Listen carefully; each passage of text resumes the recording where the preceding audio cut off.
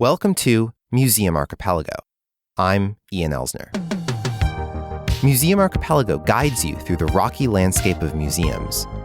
Each episode is never longer than 15 minutes. So let's get started.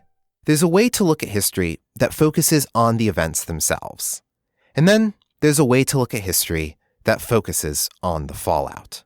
In the 4th century BCE, Seleucus, who was one of Alexander the Great's successors, and Chandragupta, who was the first Mauryan emperor in northern India, met for the first time by the banks of the river Indus.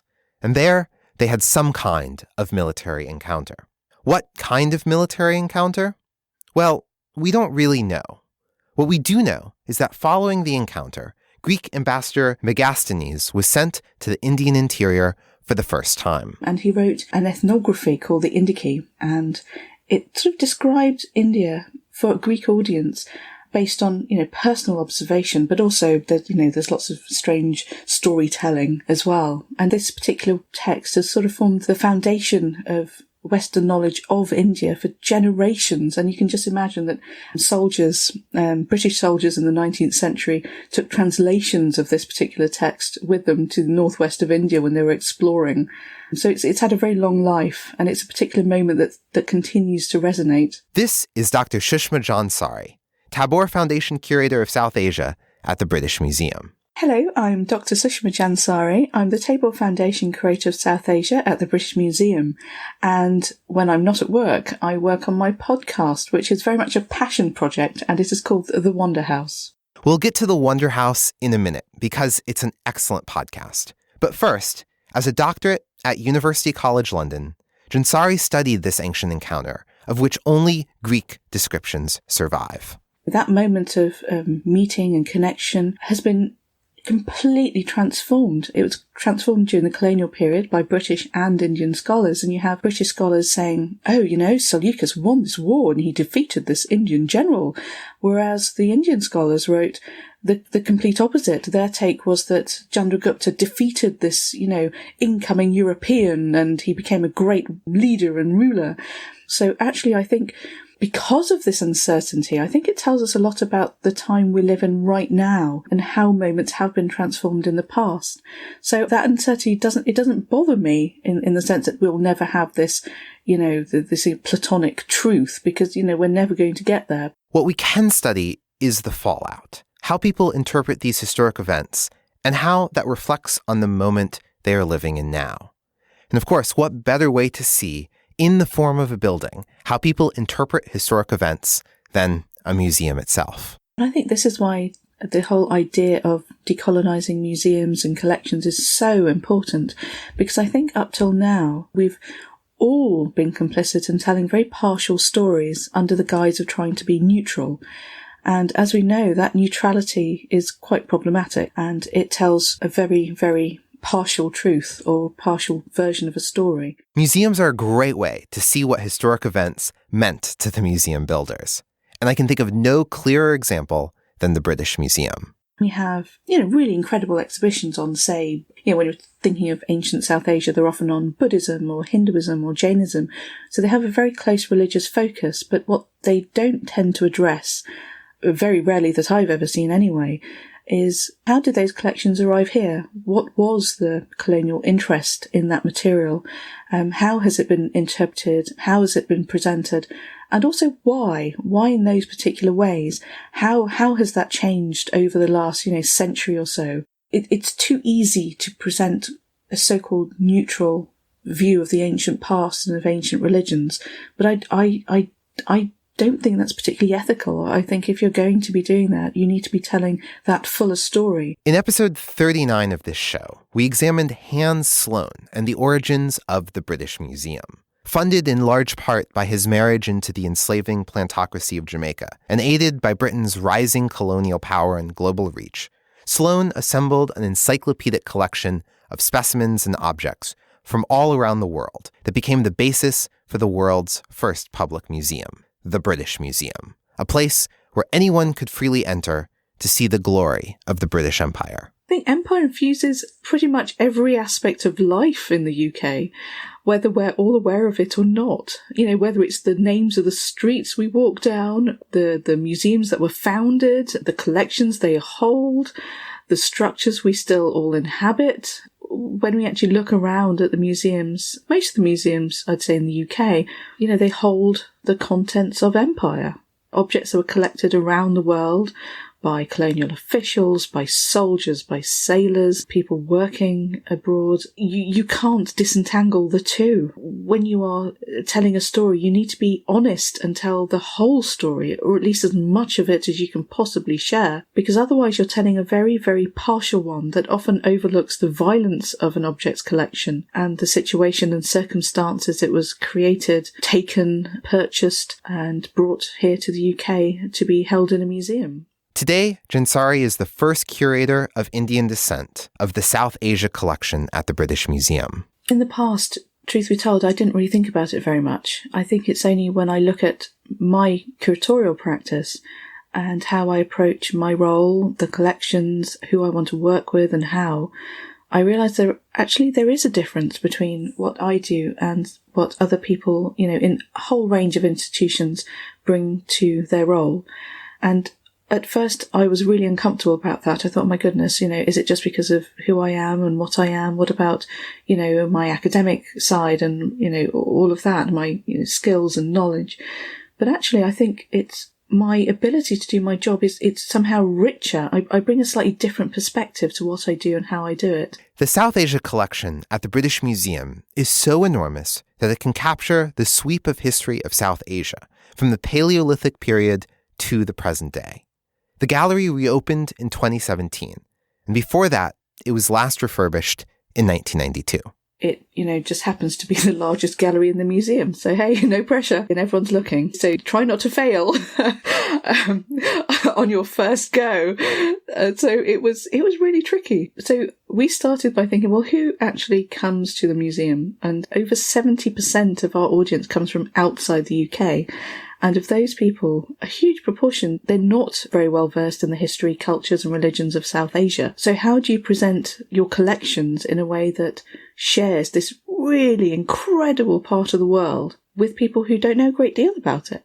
And so we decided to have a chronothematic kind of approach. So we started with the Paleolithic, which is about 1.5 million years ago, and ended at the present day. And the encyclopedic collections at the museum permits us to be able to do something like that. As part of that, I sort of worked on the ancient to medieval sections, which is the collections I cover, along with the bulk of the anthropological collections and also the textiles. So it's got a mammoth collection that I look after. But as part of that, I was very keen to introduce moments where slightly unexpected stories and people were presented. So, for example, in the main aisle you walk down, one of the first sculptures you encounter is the Mathura line capital, which dates about the 1st century AD.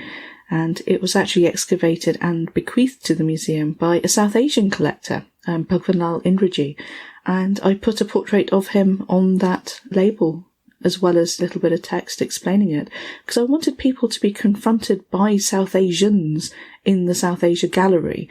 It's not enough to, display their culture and their collections and, their history. I think it has to be a shared enterprise. And, in another section, for example, in the Jainism in Western India, the medieval section, I included photographs of the Jain Temple from Leicester, which is where I'm from in the UK. I wanted to show that, the sculptures on display, they are just as much part of British culture as it was back then in the medieval period. It's not just some alien religion and alien culture. It's our shared culture now. I think it's really important to sort of connect the dots. So you do share this sort of broad sweep of history and culture, but then you want to intersperse it with these other really important moments linking, who and what you might see around you as you're going about your everyday life in the UK, and linking it with the past as well. I asked Jansari if she's noticed changes in who visits the gallery and how much time they spend there since the update. I'm very interested to see who's there, how they engage with different displays, how I can sort of tweak them to make them more engaging. And I have definitely noticed that there are more South Asians in the gallery space, the South Asia section anyway. This is a really tricky one because although you hope that a museum is for everybody, the reality is that, as you say, a lot of people don't feel that the museum is for them. And it's terrible, because obviously the museum is for everybody. But once again, when you have very neutral displays and people aren't addressed, people aren't consulted, people, you aren't working with members of the community, I think it's understandable why they might feel somehow excluded from these spaces. And, we've all had moments where we've been chatting to people and they assume that a museum is not for them. It's somehow seen as a very different othering space. And when you see the workforce inside the museum also predominantly white, and there are very few members of, black and minority ethnic staff in the museums, once again, what sort of message are you trying to share with everybody else? You're saying, hey, come to our museum, but you can't work here. How do you change that? And I think it's not just one or two tweaks. I think it's a fundamental reimagining of what exactly a museum is and who exactly this museum is for. I'm not sure that we yet have those answers, but what I think is really, really important is that we start having these conversations and we start experimenting. And this is one of the reasons why Jansari started the Wonder House podcast. The podcast, which is completely independent of the British Museum, is a way for Jansari to share the most innovative contemporary approaches to decolonization. And so I got in touch with some people whose work I really respect, and I asked them if they were willing to talk about their work, what they learned, what they thought didn't work quite so well, and share their stories and experiments with decolonizing. What I love about the Wonder House is being able to listen in on these conversations that might not be happening in museums themselves, but are happening at coffee houses and pubs nearby. And the show explores the scale, too. You hear Jansari, who works at one of the largest institutions in the world, in conversations with people who might be their museum's only curator. I really worry that the Decolonizing Museum's incredible, energy that it has right now, it's quite easy for that to evaporate. Every single movement has its moment. And unless we embed this kind of knowledge and approaches, it's going to evaporate. And that's one of the things that worries me most. And not just the collections, but also, the simple fact that, many of us who work in museums, you're often one of the only one or two black or minority ethnic people in an entire institution. That's not easy. Jansari studies the ancient world, but now she is at the forefront of modern museum interpretation, printing not just the event, but also how the event ripped through history. Remember the story about Seleucus and Chandragupta from the beginning of the episode?